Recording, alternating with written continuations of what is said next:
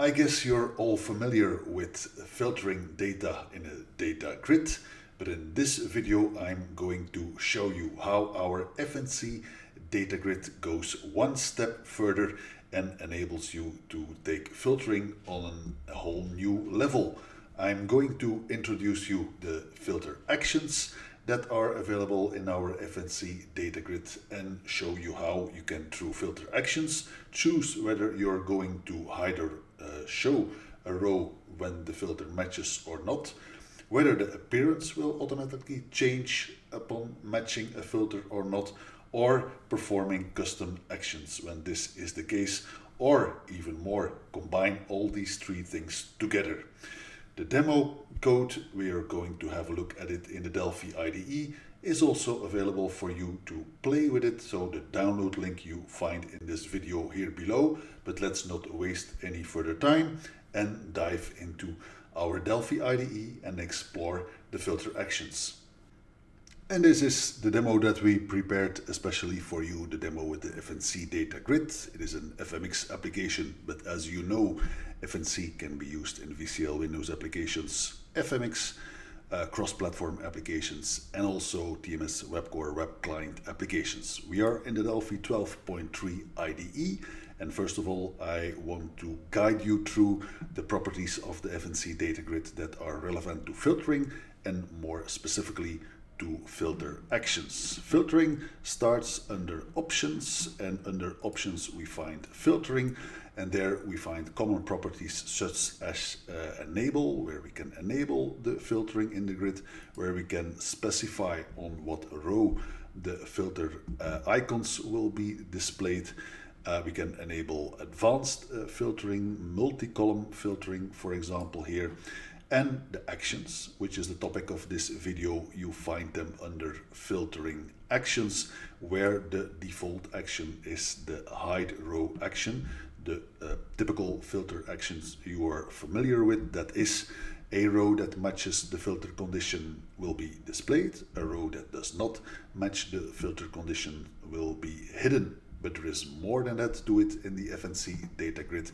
There are also the execute actions, and that means that when the filter is applied, filter goes through all the rows of the grid and it will trigger events with the result of the matching or not matching condition. So you can perform custom actions on rows matching the condition or rows not matching the condition.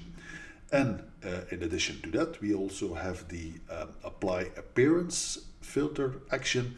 And that means that when a row matches a filter condition, one appearance can be specified or used for that row, and when the row does not match that condition, another appearance is applied, and that can easily be used, for example, to show rows in a different color that match the filter and rows in another color for rows that do not match the filter. Going to have a look at these appearances. So under cell appearance, you find the filter match layout and the filter inverse match layout. So the filter match layout is the appearance that is applied to rows that match the filter conditions, and of course the reverse is the filter inverse match layout that is applied to rows not matching the filter condition.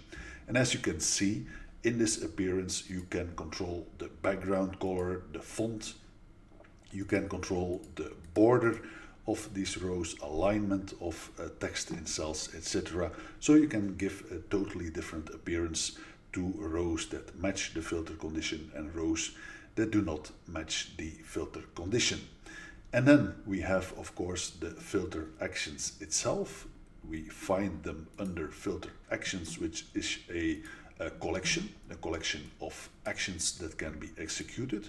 There is here in this demo one action that we specified. You can see that it is enabled, it has a name for easy referencing, and it has three events. There is the onApply event. This event is being triggered for every row when the filter is applied, executed. And if we are going to have a look at the code implemented for onApply, here you can see that the parameter matches is passed via this event handler, and it indicates whether this particular row matches our filter condition or not. And what we do here in this demo is, if we have a match, if that row satisfied the filter condition, then we are going to add on the fly in the last column of the grid, we are going to add a button. So we create the button, we assign it to the cell in the last column, and then we also assign an on-click handler for this button. When we undo the filter operation, then of course we are expected to remove that button, and that is what is happening from this onRemove event handler, where you can see that we access the button, that if the button is in the cell, we remove it from the cell by setting the controls to nil, and finally we also destroy that button. The onClear event is an event that is triggered only once when we undo the filter operation. So if you would do some general code that you execute when the filter is applied, then you can easily undo that once instead of for every row from the onClear event handler. And you can actually insert multiple actions, as this is a collection, so nothing would prevent you to add some other actions as well, and these will be triggered during that the filter is applied. So let's have a look at the demo in its entirety. So here we see the grid initialization. So main thing here is that some sample data is loaded, that we stretch, for example, the last column to fill the entire width of the grid. We also enable filtering and advanced filtering method. And here, after we have loaded the sample data for 300 rows and 6 columns, we add one more column, and that is the column that will contain the button. I also talked about the cell appearance for matching and not matching rows, and that is what we are configuring here. So we are setting the color to this filter inverse match layout. That's the background color for rows not matching the filter condition, and we set both. We also set the font color for rows not matching the condition, and we also set a background color for rows that do match the condition. It will all become clear when we run this demo. So here is the demo where I can select here the filter action that I want to be applied, and here I can perform the filtering itself, which is done in code. So you can see that I'm clearing any prior filtering that happened, and then I'm using the filter builder to add a filter expression, where my expression is that for the column name, the condition is that the text in this column should end with Taylor. And the other filter condition is a condition with two expressions in it. First of all, the name has to start with David, and we also have the number column where we require that the number in this column is larger or equal than 20.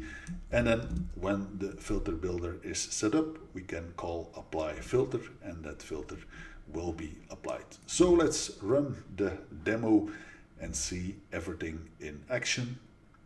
So this is our demo, and you can see default hide rows is used, and so when I click on the first filter, you can see the filter icon that is active. So this column is being filtered, and the expression was that the text should end with Taylor, so you can see that in effect here. So now I'm going to clear the filter, and I'm going to select appearance. So now I'm choosing the filter action where matching rows would get the match appearance, and the not matching rows will get the inverse match appearance. And so with this selection, and I apply the filter you can now see that all rows with Taylor here, these are colored in green, the others are colored in red. And the same applies, of course, when I apply the other filter. So let's clear the filter again, and now I'm going to select the custom action. So remember, that was the action that added a button to rows that match our filter conditions. So this is here the last column, the button column. And so when I execute apply custom filter, you can see here the button being added to rows that have Taylor at the end of the text in the column name. And the button click event handler was assigned. So these buttons are available in the cell and are of course active. Let's clear this again. And now I'm going to combine all these three together. So what are we expecting? We are expecting that rows not matching the filter conditions will not be displayed. We are expecting that the matching rows will get the match layout applied. So we expect green rows, and as only the rows will be displayed that match the custom action that adds a button, we expect of course then that a button will be visible for every row. So let's apply that, and as expected you can see here all green rows. All rows have the button added, and so the three actions have been applied together. And with that, I introduced here in this video the three different filter actions. With the filter action itself, where you execute code on the fly when a filter is applied, I think the possibilities are endless and only limited by your imagination what you can do with the FNC DataGrid. It also makes it very easy to do cell data dependent coloring of cells with these match layout and inverse match layout. So all of that becomes very easy with very little code to write for the FNC DataGrid, and it's all ready for you to use in VCL Windows applications, cross-platform FNC or FireMonkey applications, and also in WebCore web client applications. The full code for this demo, you can find it in the download link here under this video. I would also like to invite you to like this video, and even more to subscribe to this video channel, so you are being updated when we release more videos on FNC DataGrid, but also on all our other tools that we have available for you Delphi and C++ developers. Till next time.